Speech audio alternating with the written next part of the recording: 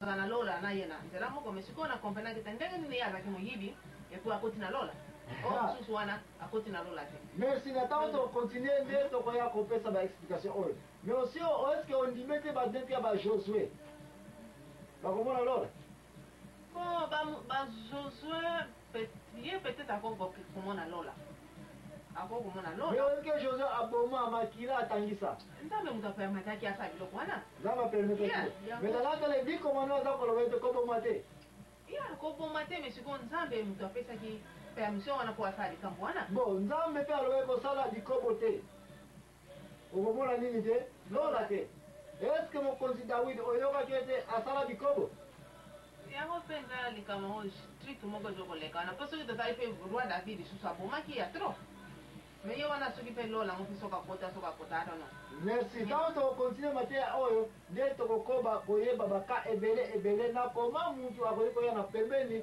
ya kosala masumu aevite yango me mutu mosusu mpe atante koevite masumu eza kaka koya eza kotika eye te rezo masumu eyelaka na mokili oyo mama ani landa ngai malamu satan aza kike aza rise ayebi lola ayebi mabele parce que utaka na lola ayebi mabele ayebi bato ntango baza mabele baza kokokende wapi mpe bakozonga wapi okoya komona ete masumu soki ezali impossible presque na bibi na retire mo impossible mais soki ezali difficile mpona mutu akoka koreusir ete aza kokoka kose maîtriser na bapéché nyonso ki ye na koyeba 10 commandement tozolaka le 10 commandement c'est parce que masumu ezalaka toujours kitoko vrai ou faux na ndenge ni masumu ezalaka toujours kitoko na miso na reprendre mosusu masumu nyonso na miso ya mutu ezalaka kitoko mpona kosala po soki ezalaka kitoko mpona ye basalaka na kitweki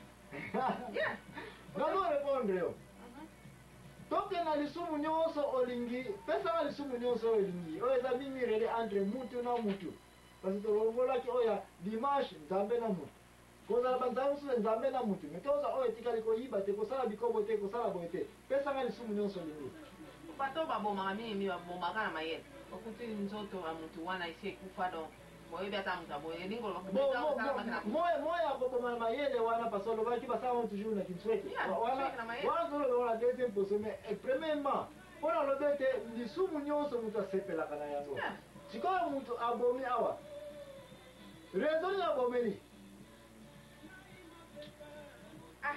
ou bien mutu yango apesaki ekanda ou bien merci apesaki ekanda bongo sikoyo mpo azala satisfait na kanda na ye alobi na kosala nini mutu wana fana asala nini epui ntango abomi motema eza nini eske toyokani ke mutu oyo masumu nyonso mutu ntango asalaka asepelaka kosala yango yango bato basalaka masumu ya koboma obandi mutu wana abomi mutu eza mabe koboma mutu biso nyonso kokonete kobomi mabanga me sikoyo ye mutu yango akei koboma biso akei kobomela mpo azala satisfait na kanda na ye contre mutu yango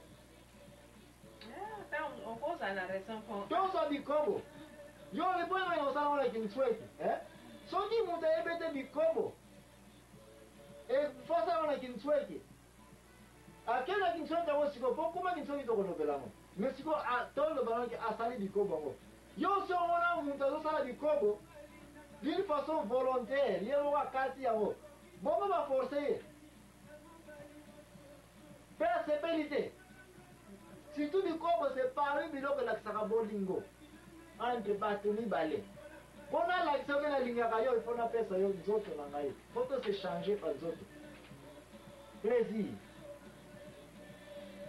bref soki ozwi masumu nyonso koya komona ete masumu nyonso ezalaka na esengo na miso ya mwana na mutu mpona kosala kasi suka ya masumu nyonso ezalaka nini trouble conséquence de péché ezalaka toujours nini trouble bon avant ke toka kochallange yango merci nazala koinvite bandeko bakende kotanga mokanda ya Galatien chapitre 6 banda na chapitre na verset 7 tina 8 kuna nde na okuta place baza kolobela ete masumu nyonso ekumbaka trouble na vie ya mutu me kobosana te masumu nyonso avant esalema epesaka plaisir na mutu asala yango donc masumu eza na porte moko kokotela na ndako na yango. Masumu so eza na ndako ezalaka ntina de porte. Porte kokotela ezalaka moko, porte yango te kobimela. Okobela na porte mosusu. Le porte d'entrée ya masumu ezali nini? Plaisir. Et puis porte ya sortie ya masumu ezali nini? Pasi, trouble, kufa. Tikala pesa ba trouble ngo naba ndeko bozali kolanda na trouble ezala trouble physique. Physique ndio banzoto oyo ko simba. Dozo kama example to uchi koloba. Muntu kayiko bamoninga leo muntu sepeli na pomie. Porte d'entrée za SMO obomi. Porte d'entrée za nini? Trouble. Trouble wa na nini? Enquête eye. Nana bomaki basala enquête na yo komona yo. Bakangi yo. Okobetama, okota prison. Yo peso ni peine capitale okozala ba pomie lisusu. Physique, nzoto na yo, osouffrir. Vrai ou faux? Oh, yeah. Dozo bikobo. Porte d'entrée na plaisir. Plaisir yango ezalaka kitoko. Makambo ngo, eumelaka nango te mais ezalaka kitoko. Ok, osali yango oza nini? Satisfait, n'est-ce pas? Porte d'entrée, plaisir. Mais porte de sortie, malade ezwi yo, sida. Gonocoque ezwi yo. Zemi ezwi yo. Libala ekufeli yo. Oza kolanda. Tokoyi kozala obanda ntongo ti mpo bakobanda kodetaye basorte bapeshe nyonso oyo ezali na bible. Conclusion ekoyela biso kaka moko. Conclusion oyo ekozala nini? Masumu nyonso ezalaka na plaisir na kosala yango.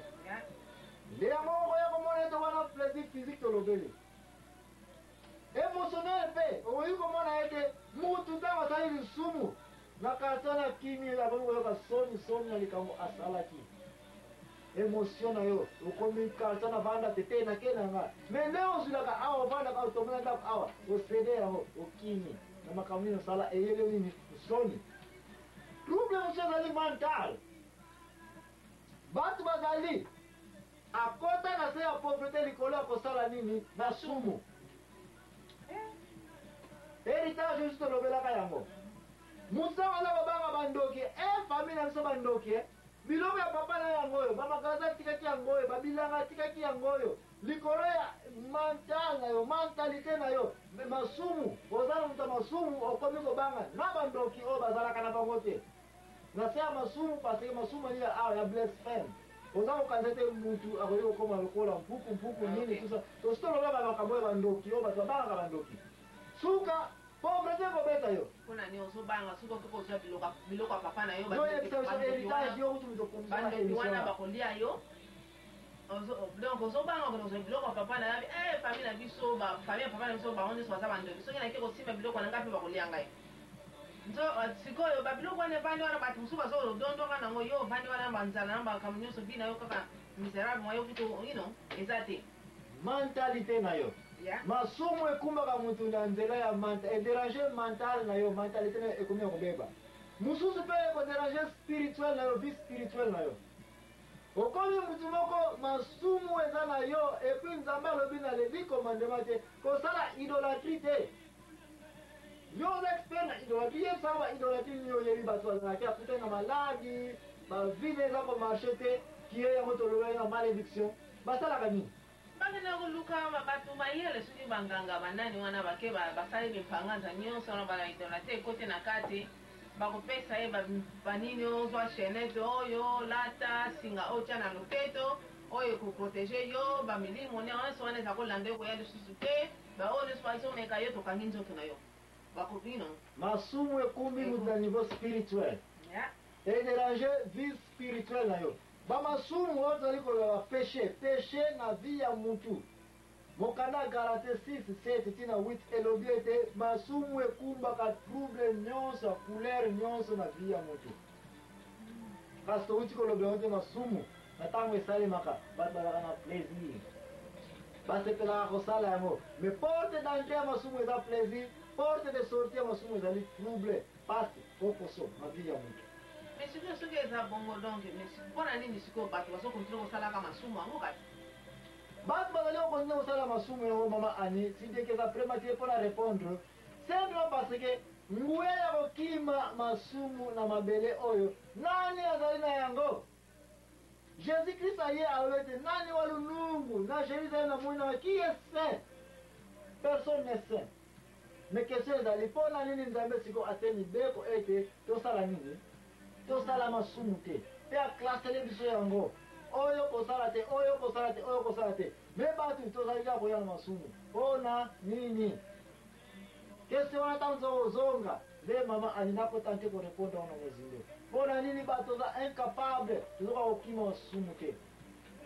Mais avant toyeba yango, est-ce que toyokani définition masumu ete ezali mobeko eza wana me mutu atransgresse yango? Toyokani mpe ete masumu Adamu na Eva toza liboso babandaki yango kasi bango kaka te bato bazwaki ordre ke bolia nzete te. Biso mpe toza na nzete na biso oyo bayebisaki biso. Baledi komandema eyaki wana. Kotushe ote, kotushe ote, kotushe ote. Boni baza ko respecte yango. Boni bazali ko telema.